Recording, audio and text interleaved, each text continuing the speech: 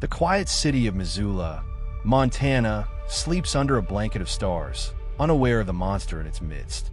Wayne Nance, a seemingly ordinary man with thick glasses and a mustache, smiles politely at a grocery store cashier. But behind his friendly facade, Wayne's mind is a dark labyrinth of violent and twisted fantasies. He meticulously scouts his next target, a comfortable home on a secluded street. Doug and Kris Wells are enjoying a quiet, ordinary evening inside their safe haven. They have no idea that the friendly man they've seen around town is now watching them from the shadows. The clock ticks past midnight, and the peaceful neighborhood falls into a deep silence. Wayne pulls a stocking cap over his face, his features becoming a terrifying, anonymous mask. He checks his tools, a knife, a gun, and ropes, each item chosen for a specific, horrifying purpose. With the stealth of a predator, he approaches the Wells home, avoiding the patches of light. A single lock clicks open under his skilled, malicious hands. The front door creaks open, a sliver of darkness invading the Wells home. The cold night air whispers through the door, carrying the threat inside. Upstairs, Doug Wells stirs in his sleep, a subconscious sense of danger pulling him awake. He hears it, a faint, out-of-place creak from the floorboards downstairs. "Kris," he whispers urgently, shaking his wife's shoulder. "Wake up. I think someone's in the house." Before she can fully understand, the bedroom door bursts open violently.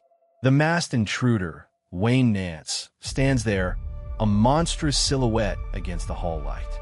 "Don't move," Wayne growls, his voice low and distorted by the mask, as he levels a pistol at them. Pure, primal terror freezes Doug and Kris in their beds. "What do you want?" Doug demands, trying to sound brave to protect his wife. Wayne just laughs, a cold, hollow sound that chills them to the bone. He tosses a coil of rope onto the bed. "Tie her up," he orders Doug, waving the gun. His plan is a cruel game of psychological torture, forcing Doug to participate. With the gun aimed at his head, Doug's hands shake as he slowly reaches for the rope. "It's going to be okay," Doug whispers to Kris, his voice breaking with fear and apology. Seeing his moment of distraction, Doug makes a split-second, desperate decision. He suddenly lunges off the bed, not at Wayne, but toward a nearby lamp. The room plunges into darkness as he smashes the lamp onto the floor. In the pitch black, a single gunshot explodes, deafeningly loud. The muzzle flash temporarily reveals Wayne's shocked face in the stark, blinding light. Doug uses the darkness as a shield, tackling Wayne's legs with all his strength. They crash to the floor in a tangled heap of fury and desperation, the gun skittering away into the shadows. "Kris, run," Doug grunts, struggling to pin the violent intruder down. But Kris doesn't run. She grabs a heavy book from the nightstand and brings it down on Wayne's head. The blow stuns Wayne for a critical second, filling him with a rage he never expected. With a guttural roar, Wayne overpowers Doug, his strength surging with psychotic adrenaline. He pulls his knife, the blade glinting with a deadly promise in the sliver of light from the window. He slashes wildly at Doug, who barely rolls away, the knife tearing into his arm instead of his chest. Ignoring the searing pain, Doug kicks out, connecting hard with Wayne's knee. Kris screams for help, her voice shattering the silent night and echoing into the neighborhood. A light flickers on in the house next door. Someone has heard her desperate cry. Enraged by the outside attention, Wayne turns his violence fully towards Kris. He backhands her with his fist, sending her stumbling back against the wall. "Don't you touch her," Doug roars, finding a reserve of strength as he charges again. This time, his momentum carries them both through the closed second-story window. They plummet together, a whirlwind of glass and limbs, onto the roof of the porch below. The wooden porch roof groans and splinters under the brutal impact of their bodies. Doug lands on top, the wind knocked out of him, but he's still conscious and fighting. Wayne's mask has been torn off in the fall, revealing the ordinary face of the monster to the world. Despite the fall, Wayne scrambles for his knife, which had fallen beside him. He stabs upwards, burying the blade deep into Doug's side. Doug cries out in agony, his body seizing up from the devastating wound.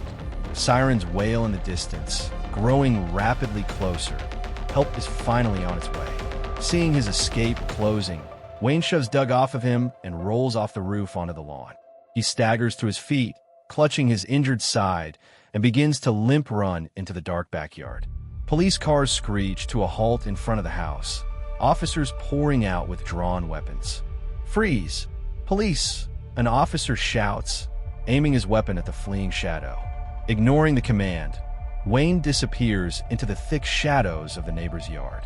Officers quickly surround the house, finding Doug bleeding critically on the porch roof. Paramedics carefully lift a critically wounded Doug from the shattered porch roof onto a stretcher. Inside, a female officer wraps a blanket around a trembling Kris, who watches them load Doug into the ambulance. The ambulance speeds away, its sirens a desperate plea for Doug's survival. Detective Miller surveys the brutal crime scene: blood, broken glass, and the discarded mask. "He wasn't a random burglar," Miller mutters, noting the bindings and the specific violence. A neighborhood canvass begins, and a witness provides a key detail. "I've seen that man before. He delivers appliances." The description of the polite delivery man with glasses circulates quickly among the detectives. Meanwhile, in a rundown apartment, Wayne painfully stitches up his own wounds, his face a mask of cold concentration. He burns his blood-stained clothes in a metal trash can, destroying the evidence of his failure. But he keeps the knife, cleaning it meticulously, a trophy from the night he was almost caught. Weeks later, a tip comes in: check Wayne Nance, a delivery driver with a record, and the pieces finally click. As police descend on his apartment, they find a macabre museum of trophies hidden behind a false wall. The polite delivery man was the Missoula Mauler, a prolific serial killer hiding in plain sight for years. But justice would never be served in a courtroom. Wayne Nance was killed in a final, desperate shootout with police. The Wells survived his evil, but the haunting question remained: how many others had not been so lucky?